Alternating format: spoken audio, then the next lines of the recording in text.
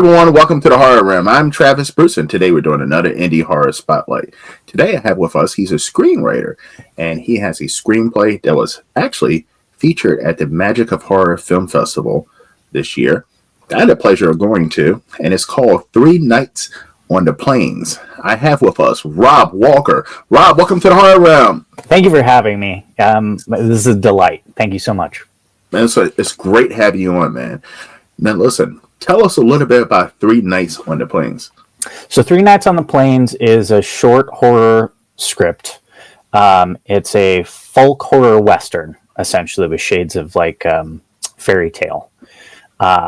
This young man, his sister has died of plague, and he and his best friend find a witch that can tell them how to bring her back to life. And she says, you have to spend 3 nights on the eastern plains of Colorado and do these 3 things, and your loved one will come back to life. But you cannot divert from this formula at all. It's kind of the classic formula we see in a lot of fairy tales. And of course, these 2 gentlemen do their best, but they can't refuse the pull of love itself. So what gave you? So listen, I love when I see almost like a horror film, and it kind of mixes in that western and that fairy tale aspect to it. What gave you inspiration for this story? So I'm from Colorado. I'm a Colorado-based writer, but I do a lot of work in Los Angeles and out east as well. But I grew up on the western slope of Colorado. All of my cousins and uncles, my grandpa was a cowboy. I am not a cowboy by any stretch of the imagination. And then I ended up going to school on northeastern side of the mountains, and ended up working the oil field for a number of years, and just kind of, I won't say falling in love with sort of the desolation, the sort of blank plains, but there is a harsh beauty there, and I wanted to bring that to the script, but I never, I hadn't seen many folk horror westerns. I've seen a handful of horror westerns, a genre mix-up that I'm actually really excited that's kind of gaining more steam over the past 10 years or so, but I hadn't seen any that I would consider a folk horror western, and I kind of wanted to mix that style in there as well. Now, I can imagine it must be tough to be a screenplay writer, because I mean you're technically writing a story that a director or a filmmaker is going to put on the screen for people to visually see. Yeah, and I can imagine that's a little tougher than, let's say, writing a novel. Yeah, I this one. So I had written a feature previous to this that's been unproduced but got some buzz at festivals, and I write audio drama and short stories and articles and stuff, but this was the first time as a screenwriter I just kind of let myself go, because there are all these rules for screenwriting. You don't put any pictures in there, you want to keep it as sparse as possible so that people can map their own idea of what's going on, is kind of some of the advice I heard. And my friend, Lauren Gilly, who's a filmmaker out of Houston, Texas, he was like, you need to write me something and I'll make it or whatever. And I started writing this project. And usually if I'm writing something for someone, I kind of try to keep a budget in mind. Yeah. And this is the time where I was like, you know what? I'm just going to do what I want to do. I'm going to tell the story I want to tell.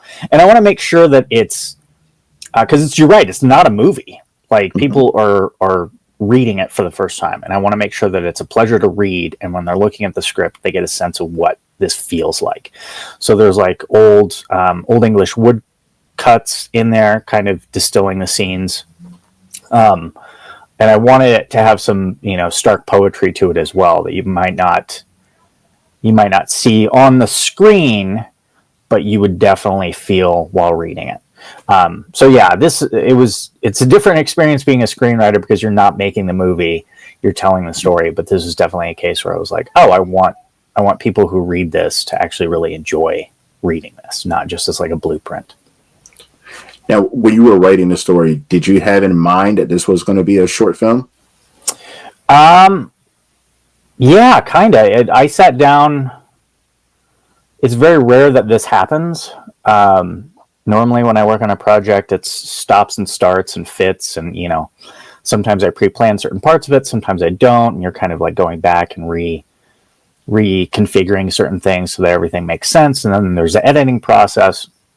So it's so nice when you can kind of sit down at your computer or word processor, typewriter, whatever you use, and it just kind of flows out almost entirely, well, wholly formed first time. And this is kind of that. Like, I did go back and do some editing, and I chiseled away at it a little bit, but nowhere near as often as I do on some of the other projects. And because of that, it just kind of told me what it wanted to be. It was like, oh, this is, one, two, three. This is how it should end. It should end on a pop like this, and then we're done. Like, and I could definitely see it being expanded to a more sort of grandiose, sort of folk horror fairy tale. But this iteration of it definitely is like tight, tells a good story. Yeah. I mean, it's one of the toughest things that I can imagine. I've never made a film or wrote a screenplay, but I love short films, and like the best short films I see, they're able to get that beginning, middle, and end to the audience in a short period of time, which sometimes you only have 10 or 15 minutes. Yeah, and, totally.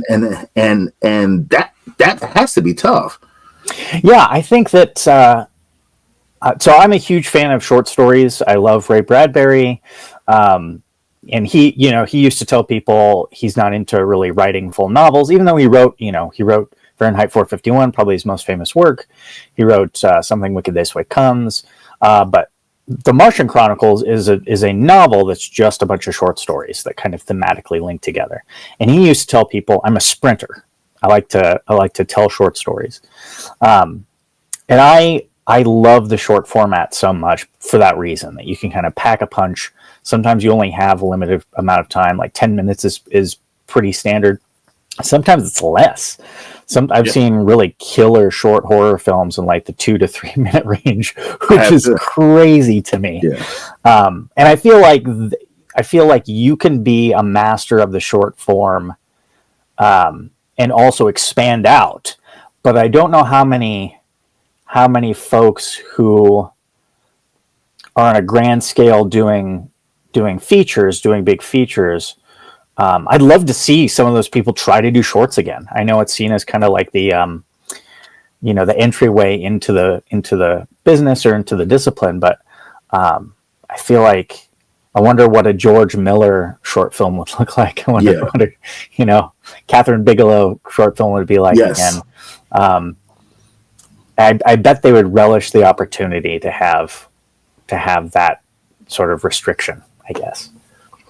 But do you feel like, as a society, that the audience is more going towards shorter content?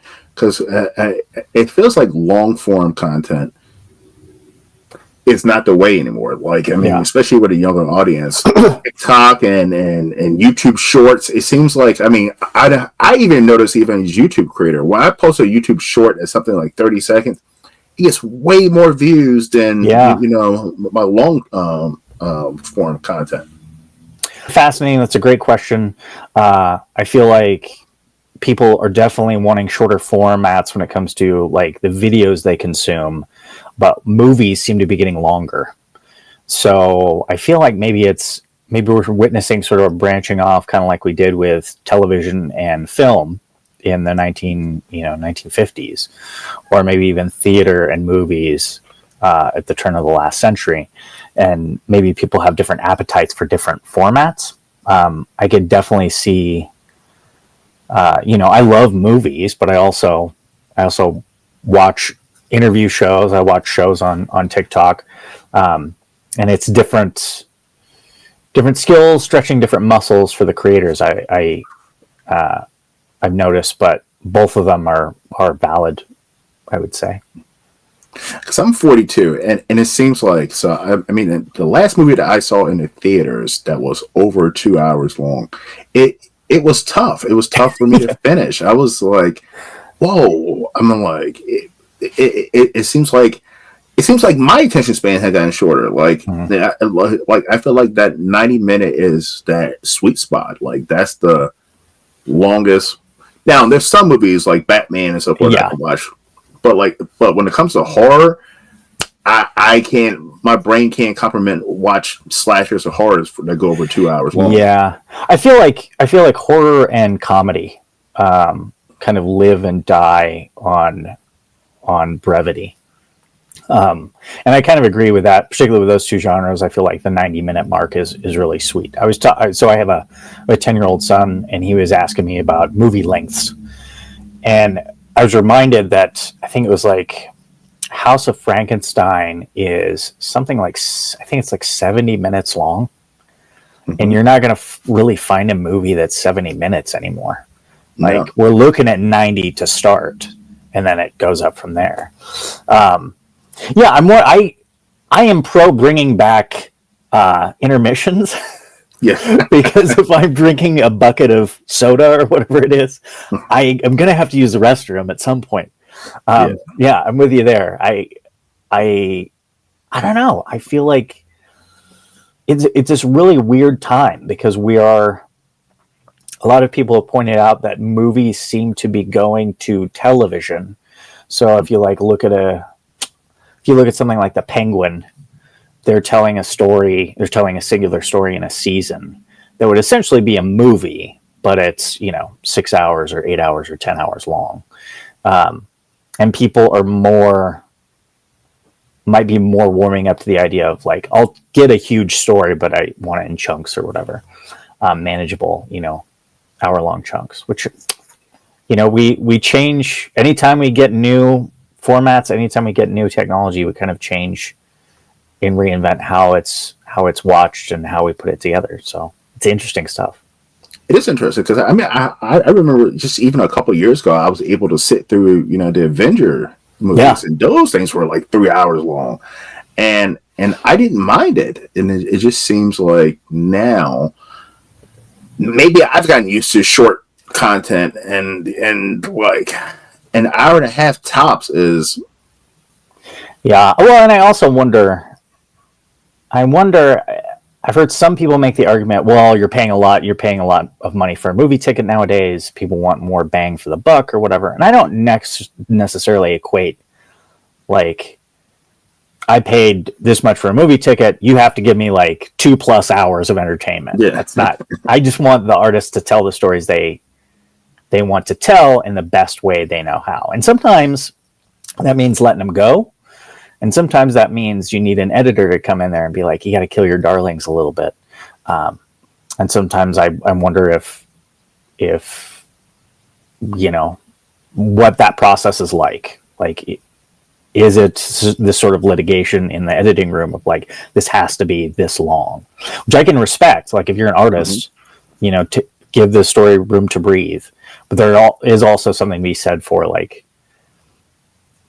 knowing when to trim. And sometimes you don't know when to trim as an artist. I'll say that myself. Like, I'll give things out to people to read. And sometimes it lets you, getting their feedback lets you kind of look at your own work differently and be like, okay, well, maybe I could tighten this up a little bit, or maybe this scene doesn't have to be there or whatever. So, yeah. Now, as a screenwriter, when a filmmaker, let's say, takes on your project, how close from the initial source do you want them to follow the story? I want to see a part of myself on screen. That probably sounds egotistical, but I feel like filmmaking in particular is a very collaborative process.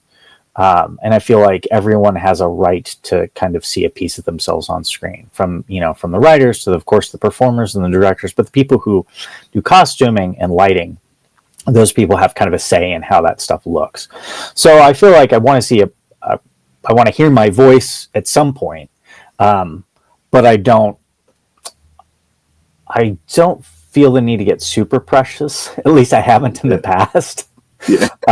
I recently, I I've had the good fortune to work with Chris LaMartina, who wrote and directed WNUF Halloween Special, and I worked with Melissa LaMartina on her first film, For Sale by Exorcist, as a co-writer on that. Nice. And it was a total collaborative process, start to finish. It's independent film, so Chris and I, worked on the script. He had basically the script, sort of the bones of it together. He and I collaborated on fleshing out a little bit more. My specialties are humor or comedy and horror, so I was in there doing jokes and stuff like that. And then Melissa, of course, comes in, puts her spin on it because she's the director. She knows what direction it could go. And also they're dealing with a budget that I'm not dealing with. Yeah. So some of that stuff, they have a timing restrictions. Like we have, the sky looks like this for maybe 2 hours today. We got to nail it down in 2 hours, or we only have this house for, 1 day. We got to get everything in this house for 1 day. And because of that, when I finally saw the finished film, it was different than the script I had been working on, but I could still, it was kind of cool because there so much of it was fresh that I could enjoy it as a viewer, while also still being able to be like, that joke landed, like that worked. That was my joke. I know that was my joke. Or I actually like that joke better. Whoever came up with that did a better job. So yeah, it was, that's a long way to answer your question, but it was a cool collaborative process that I got to not only see myself in, but also see what everyone else brought to the table. Actors, directors. It was an amazing process. Is it now? I don't know if this ever happened to you, but is it like your worst nightmare to, hand over your script to a filmmaker and then you see the film and you're like, what the hell is this? This is not even my story. It hasn't happened yet, as far as film goes. I have done other projects that happened on. I won't name it, obviously, but it was discouraging but it was also, I will say that creativity and making art is about the closest thing we have to like real magic. We think of these things and we make them happen. We, type out stories, we tell stories, we perform, we direct, we make music. And one of the things about that is that once you've cast your spell, it's in the world. And what happens after that, sometimes it isn't always up to you. That's part of it too. Yeah, because I've always thought that, I've talked to other screenwriters, and I've always thought before I started doing this that, that the screenwriter or the screenplay writer had a say-so on how the story goes. Yeah. But that's not always the case from I heard from a lot of screenwriters. No, once you hand it over, I've been very fortunate in like I said, that one experience was kind of a one-off. Like usually it's been a pretty good collaborative process. But I'm also in tune with that isn't always the case. And one of the things is like, if there is a disagreement, or like, hey, I don't like this character, or can we change this a little bit? I'd like the opportunity to see if I can give the director or whoever ultimately takes on the project what they want. Like if we can work on it together. And sometimes, in my experience, that's been pretty close to how it's been. But there's been a few cases where it's just been schedules are tight and they need it done, and they're going to do it themselves. And that I understand as well. So it is kind of like, I haven't had anything that's been, other than that one time, I haven't had anything that's been too painful. It's usually been very collaborative and open, and I kind of understand where they're coming from. Now, are you sticking to screenwriting? Like, is that your forte, or do you have any inkling to make your own film? Oh man, so I used to make shorts, in early college, and then I started moving into like animation, doing one-man animation shorts, and then before moving into screenwriting as kind of the main source. I studied theater as a performer and as a director, and I like to dabble in all of it. So I really would like to make some. I think I have probably a handful of horror short film ideas that I'd like to try to see if I can get made over the next couple of years. So yeah, definitely. Yeah, I love the creative process. I like to perform. I like to write. I like to direct. I like to work with other people. Yeah. Love it. All right, Rob, listen, this is a horror channel, and every once in a while I do this with my guests. I'm going to ask you 3 random horror questions. These are your personal opinion. Okay, I'll do my best. All right, the first one. Michael Myers or Jason, and why? Oh, man. I'm gonna get in trouble for this probably. I'm gonna say Jason. I'm gonna say because those movies. I'm thinking specifically about Halloween. Halloween is a very well made movie, but it's very serious, and I really like how off the rails goofy some of the later editions of Friday the 13th went. Yeah, and they're just a ton of fun. I just like how much fun those movies are. So yeah, Jason. Second question. Which horror movie series do you feel that people love that you are like, I think it's a little overrated, or I'm not feeling it? That's a good question. I don't know if it's a series quite yet. There might be a third installment, which I think is probably a series. I can never get into The Strangers. Okay. Yeah, I just couldn't get into it. But whereas the other ones like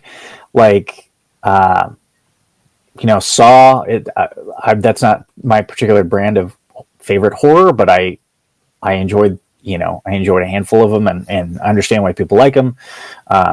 Freddy, Jason, Hellraiser, those are I get, but yeah, I think the Strangers movies are I don't understand, but other people love them, so They do. yeah.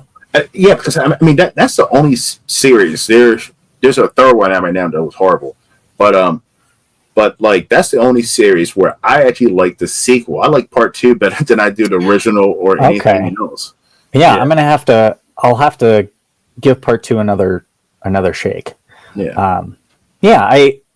We're kind of in a golden age of horror right now, so I'm excited that we have enough to be able to be like, yes, I really like this. This didn't work for me, but this is really good. So, what's your guilty pleasure when it comes to a horror film? This is a horror film that's not necessarily great, but you enjoy watching it time to time. Oh man.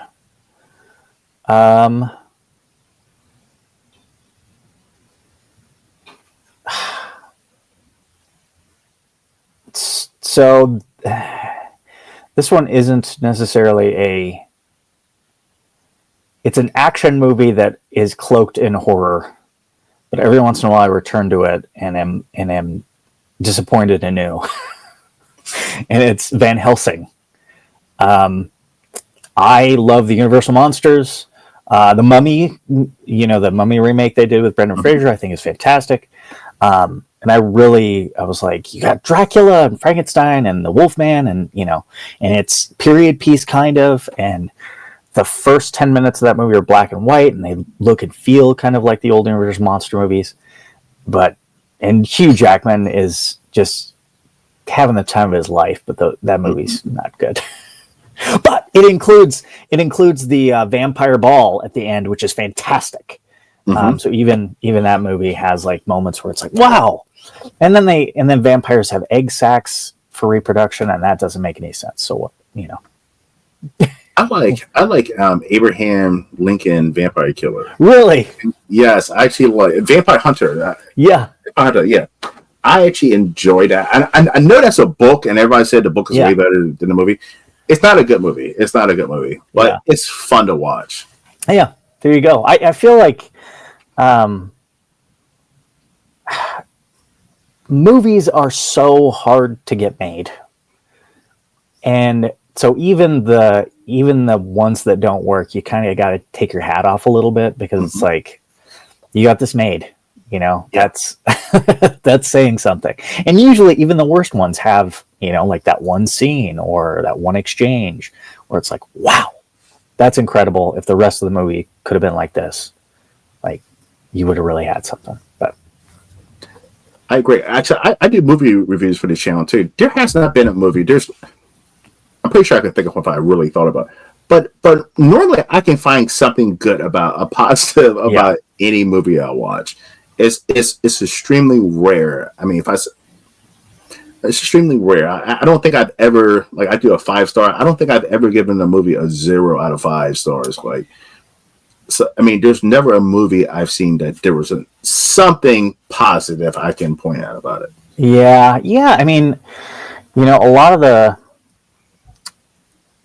the mainstream studio pictures, you know, all those people are, you want to believe that even if the even if the people at the top are just getting a paycheck, there are people that are hanging lights, working on costumes, trying to make this is the best thing they can possibly make out of it.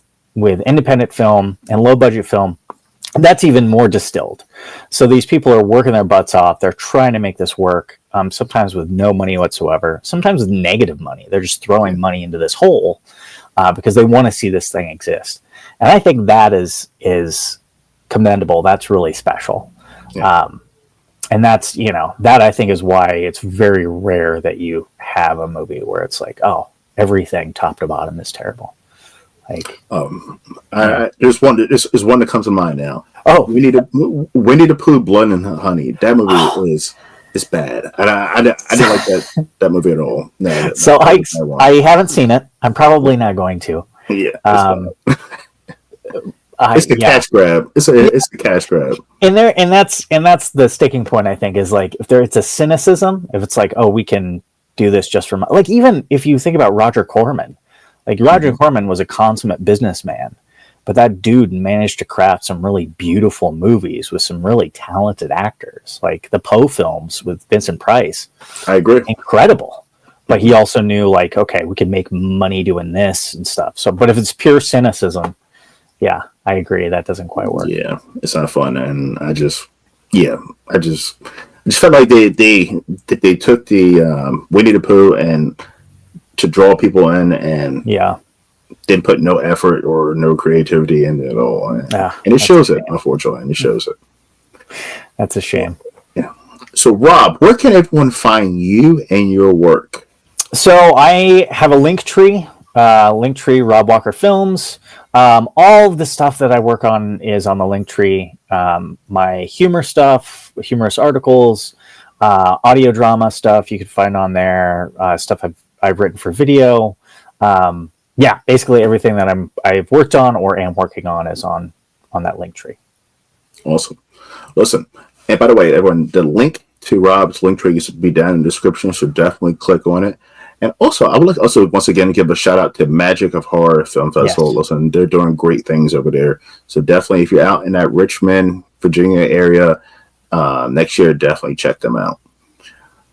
Listen, everyone, thank you for coming to the Horror Room once again. To all my subscribers and everyone who's watching today, I'm Travis Bruce, and that's my man Rob Walker. Thank you for We'll having me, Travis. see you next time. You too, my friend. Take care.